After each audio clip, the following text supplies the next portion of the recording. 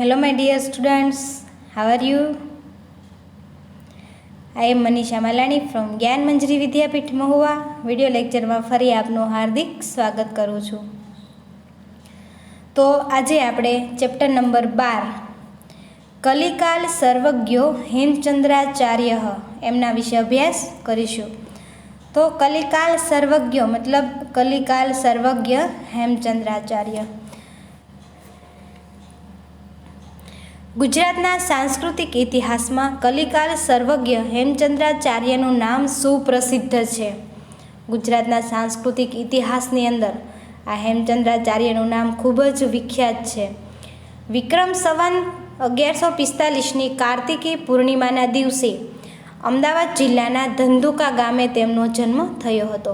તો આ હેમચંદ્રાચાર્ય છે એમનો જન્મ વિક્રમ સંવત 1145ની કાર્તિકી પૂર્ણિમાના દિવસે અમદાવાદ જિલ્લાના ધંધુકા ગામે થયો હતો. તેમનું નામ ચંગદેવ રાખવામાં આવ્યું હતું. આ ચંગદેવે માત્ર 8 વર્ષની વયે ખંભાત મુકામે દેવચંદ્ર સુરીજી મહારાજ પાસેથી દીક્ષા લીધી હતી. જો તેમનું નામ છે ચંગદેવ રાખવામાં આવ્યું હતું. અને આ હેમચંદ્રાચાર્ય માત્ર 8 વર્ષની વયના હતા ત્યારે ખંભાત મુકામે દેવચંદ્ર સુરીજી મહારાજ પાસેથી એમણે દીક્ષા લીધી હતી. પછી તેઓ સોમચંદ્ર નામે જાણીતા બન્યા. એમનું નામ છે ચંગદેવ હતું. 8 વર્ષ પછી એમણે દીક્ષા લીધી ત્યારે એમનું નામ સોમચંદ્ર રાખ્યું. તે પછી માત્ર 21 વર્ષની વયે તેમણે સુરીપદ પ્રાપ્ત કર્યું અને હેમચંદ્ર સુરી નામે ઓળખાવા લાગ્યા. પોતાના જમાનામાં ઉપલબ્ધ બધી જ વિદ્યા શાખાઓનો તેમણે અભ્યાસ કર્યો હતો.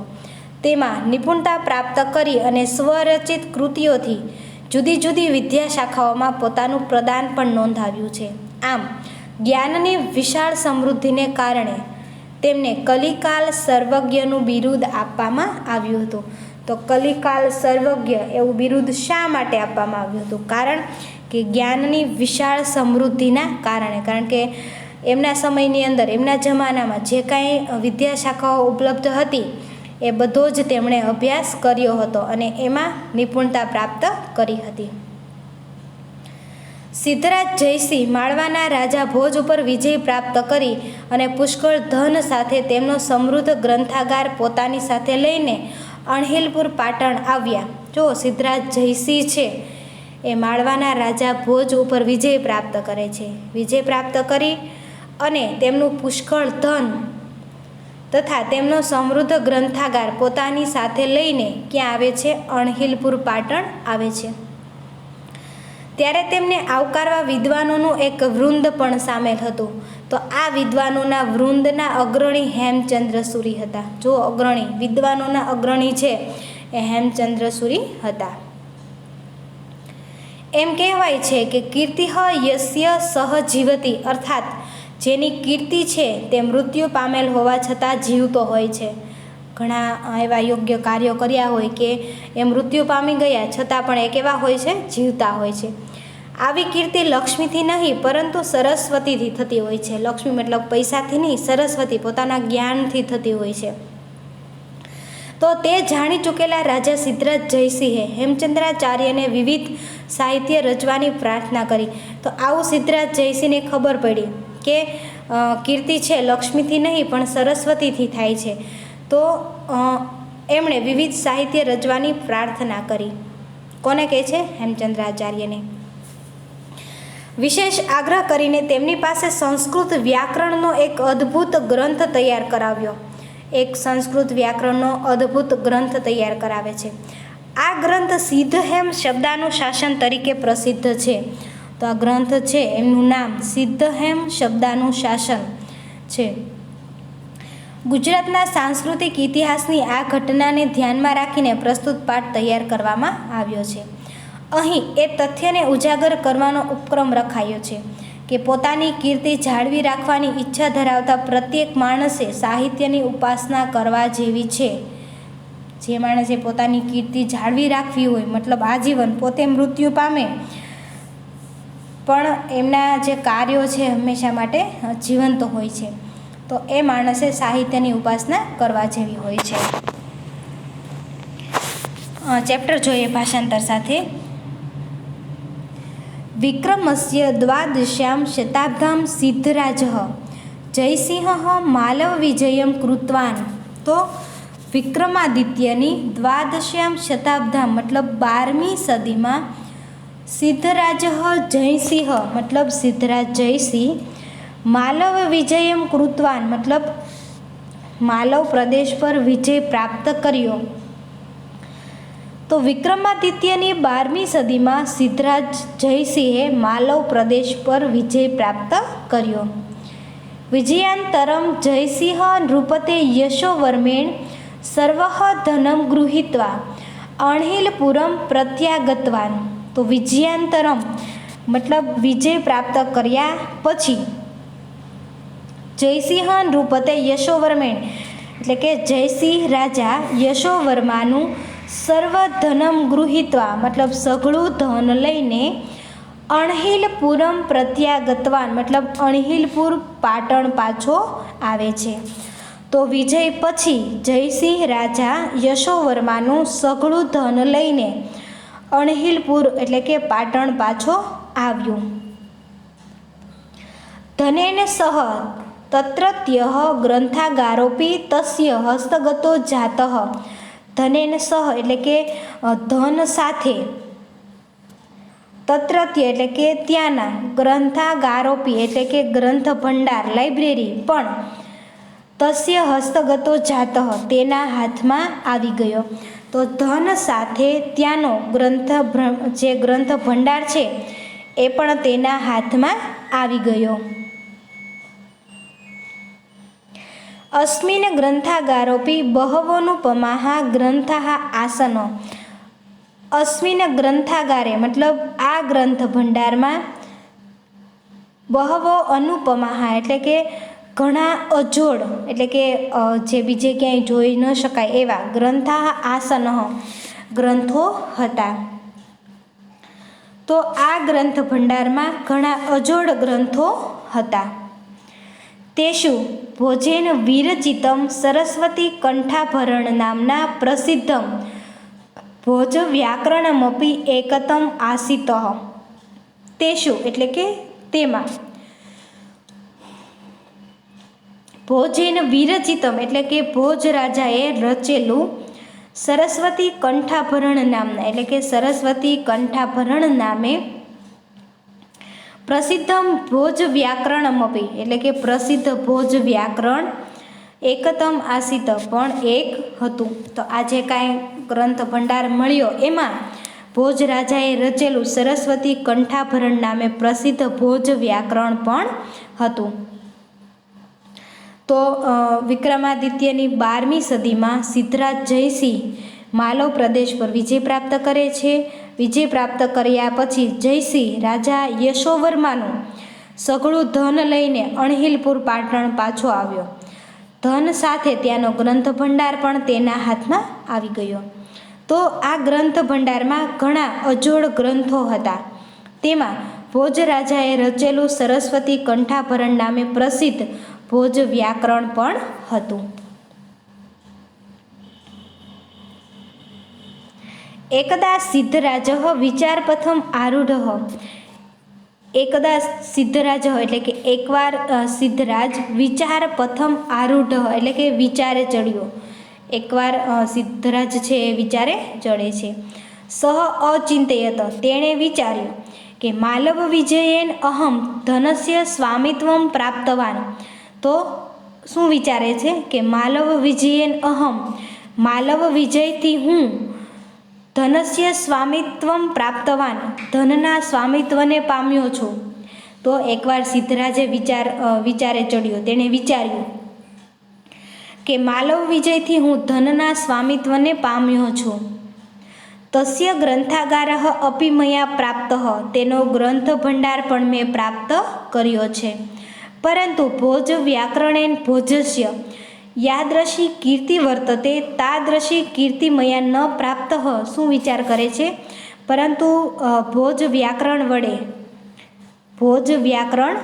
ભોજ વ્યાકરણેન ભોજસ્ય ભોજ વ્યાકરણ વડે ભોજની યાદૃશી કીર્તિ વર્તતે જેવી ખ્યાતિ છે તેવી તાદૃશી કીર્તિમયા મતલબ તેવી ખ્યાતિ મયા ન પ્રાપ્ત મેં પ્રાપ્ત કરી નથી.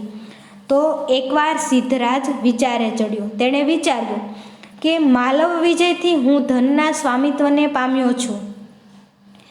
તેનો ગ્રંથ ભંડાર પણ મેં પ્રાપ્ત કર્યો છે, પરંતુ ભોજ વ્યાકરણ ભોજની જેવી ખ્યાતિ છે તેવી ખ્યાતિ મેં પ્રાપ્ત કરી નથી. અતઃ એતાદૃશમ કિમપી કરણીયમ એન મદિયા કીર્તિરપી તાદૃશી ભવેત યાદૃશી. શું વિચાર કરે છે? આથી એવું કંઈક કરવું જોઈએ કે જેથી મારી ખ્યાતિ પણ તેવી થાય કે જેવી રાજા ભોજની છે. તો મારે પણ હવે એવું કંઈક કરવું જોઈએ કે રાજા ભોજની જેવી ખ્યાતિ હતી એવી ખ્યાતિ મારી પણ થાય. એવમ વિચાર્ય સહ, આવું વિચારીને તે જૈન મુનિનાચાર્ય હેમચંદ્ર પ્રાપ્તવાન. તો આમ વિચારીને તે સિદ્ધરાજ જૈન મુનિ આચાર્ય હેમચંદ્ર પાસે ગયો. કોની પાસે જાય છે? હેમચંદ્રાચાર્ય પાસે જાય છે. નિવેદિતવાન એટલે કે નિવેદન કર્યું. અપી આચાર્ય વર્યાહા ભવંતો, અપી આચાર્ય વર્યાહા મતલબ હે માનનીય આચાર્ય મહોદય, ભવંતો ભોજ વ્યાકરણ સદસ્યમ વ્યાકરણમ વિરચંતુ યેન ભવતા મમ ચ કીર્તિ અમરા ભવેત ઇતિ. તો હેમચંદ્ર પાસે જાય છે અને નિવેદન કરે છે કે હે માનનીય આચાર્ય મહોદય, આપ શ્રી ભોજ વ્યાકરણ જેવું એક વ્યાકરણ રચો કે જેનાથી આપની તેમજ મારી કીર્તિ અમર થઈ જાય. તો હેમચંદ્ર પાસે જાય છે અને કહે છે, શું કહે છે કે જેવી ભોજ વ્યાકરણ જેવું એક વ્યાકરણ તમે રચના કરો જેથી કરીને તમારી અને મારી બંનેની કીર્તિ છે એ અમર થઈ જાય. એવમ વિચાર્ય સહ જૈન મુનિનાચાર્ય હેમચંદ્ર પ્રાપ્તવાન નિવેદિતવાન ચ અપી આચાર્ય વર્યાહા ભવંતો ભોજ વ્યાકરણ સદસ્યમ વ્યાકરણમ વિરચંતુ યેન ભવતા મમ ચ કીર્તિ અમરા ભવેત ઇતિ. સિદ્ધરાજસ્ય જયસિંહસ્ય નિવેદને પ્રેરિતાઃ. તો સિદ્ધરાજ જયસિંહના નિવેદનથી પ્રેરણા પામેલા હેમચંદ્રાચાર્ય એકમ પૂર્વ વ્યાકરણ ગ્રંથમ રચિતવંતઃ. તો હેમચંદ્રાચાર્યએ એક અપૂર્વ વ્યાકરણ ગ્રંથ રચ્યો. તો સિદ્ધરાજ જયસિંહના નિવેદનથી પ્રેરણા પામેલા હેમચંદ્રાચાર્યએ એક અપૂર્વ વ્યાકરણ ગ્રંથ રચ્યો. સહ સિદ્ધહેમ વ્યાકરણમ ઇતિ નામના પ્રસિદ્ધ અસ્તિ. તો તે ગ્રંથ સિદ્ધહેમ વ્યાકરણ નામથી પ્રસિદ્ધ છે. સિદ્ધરાજ જયસિંહના નિવેદનથી હેમચંદ્રાચાર્યએ એક વ્યાકરણ ગ્રંથની રચના કરી. તો આજે વ્યાકરણ ગ્રંથની રચના કરી તો એ સિદ્ધહેમ વ્યાકરણ નામથી પ્રસિદ્ધ છે. અસ્મિન અષ્ટો અધ્યાયા સંતિ. યાદ રાખજો, આમાં 8 અધ્યાયો છે. અષ્ટો અધ્યાયા મતલબ 8 અધ્યાયો છે. તેષુ પ્રારંભિકેષુ ષટસુ અધ્યાયેષુ સંસ્કૃત ભાષાયાઃ અંતિમયો દ્વયોઃ અધ્યાયયોઃ પ્રાકૃત ભાષા ચ વ્યાકરણમપી સ્તિ. તેષુ પ્રારંભિકેષુ મતલબ તેમાં શરૂઆતના ષટસુ અધ્યાયેષુ એટલે કે 6 અધ્યાયોમાં સંસ્કૃત ભાષાયા એટલે કે સંસ્કૃત ભાષાનું અને અંતિમયોઃ દ્વયોઃ એટલે કે છેવટના 2 મતલબ અંતના 2 અધ્યાયયોઃ એટલે કે અધ્યાયોમાં પ્રાકૃત ભાષાના મતલબ પ્રાકૃત ભાષાઓનું વ્યાકરણમપી અસ્તિ વ્યાકરણ પણ છે. તો આ જે સિદ્ધહેમ વ્યાકરણ છે એમાં 8 અધ્યાયો છે. તેમાં શરૂઆતના 6 અધ્યાયોમાં સંસ્કૃત ભાષાનું અને છેવટના 2 અધ્યાયોમાં પ્રાકૃત ભાષાઓનું વ્યાકરણ પણ છે.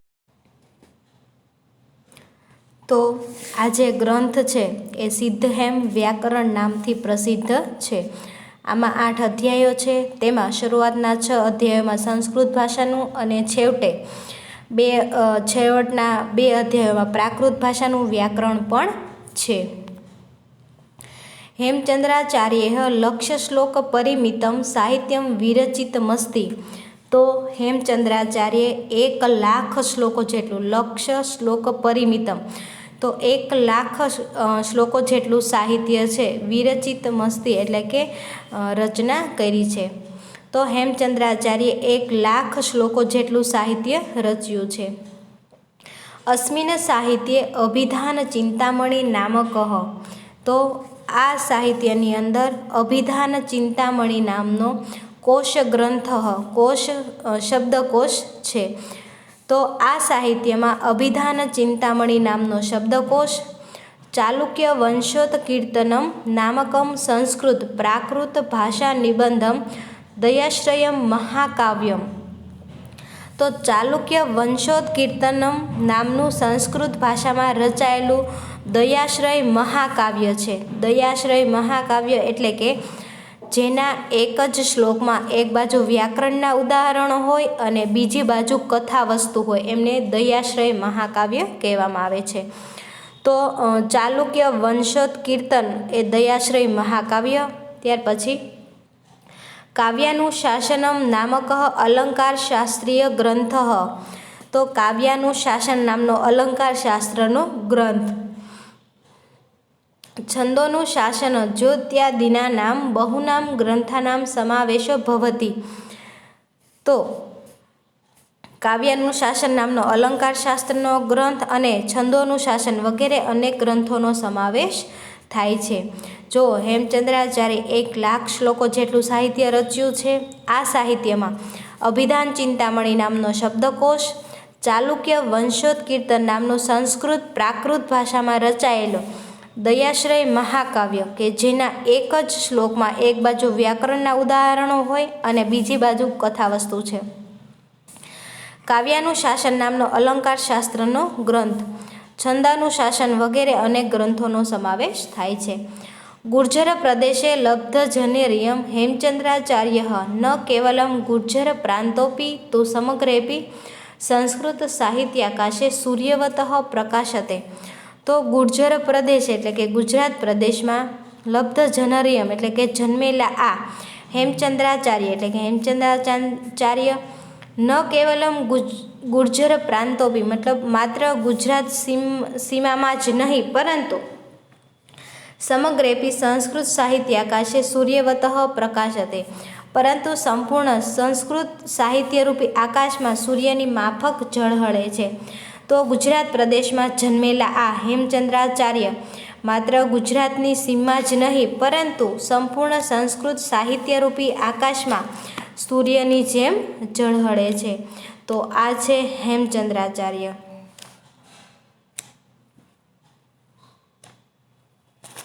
તો આનું ટ્રાન્સલેશન છે એ તમારે ફેરબુકમાં લખવાનું છે.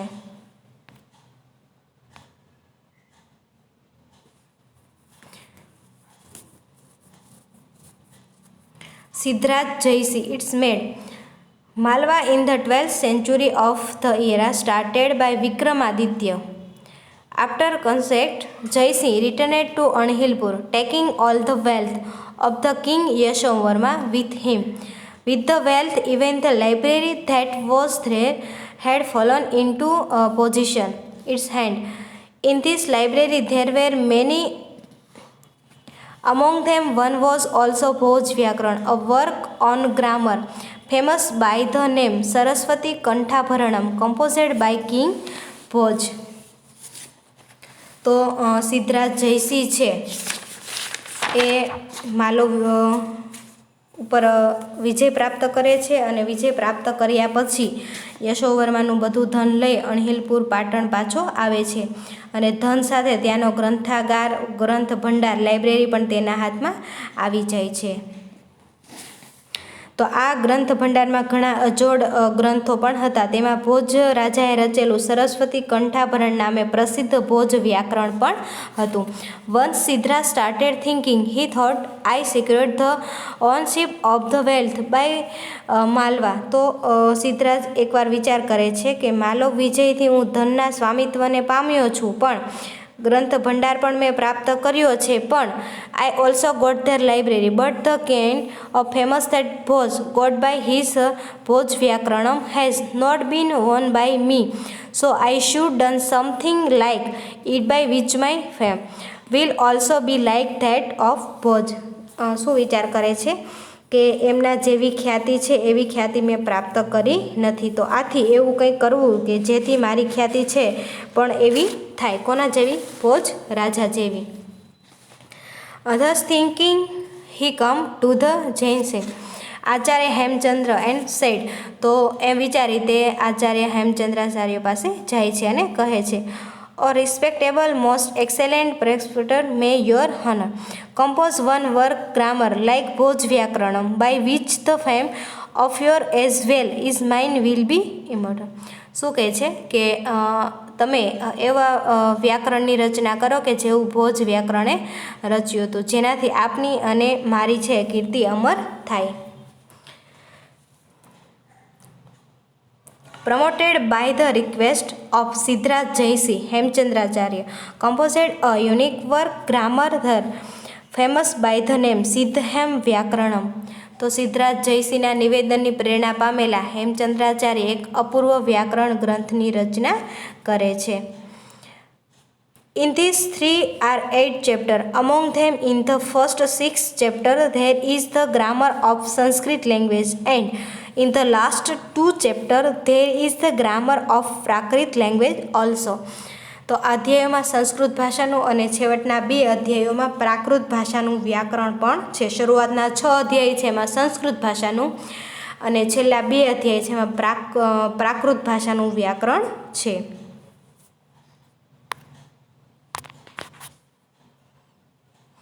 નેક્સ્ટ, હેમચંદ્રાચાર્ય 1,00,000 શ્લોકો જેટલું સાહિત્ય રચે છે.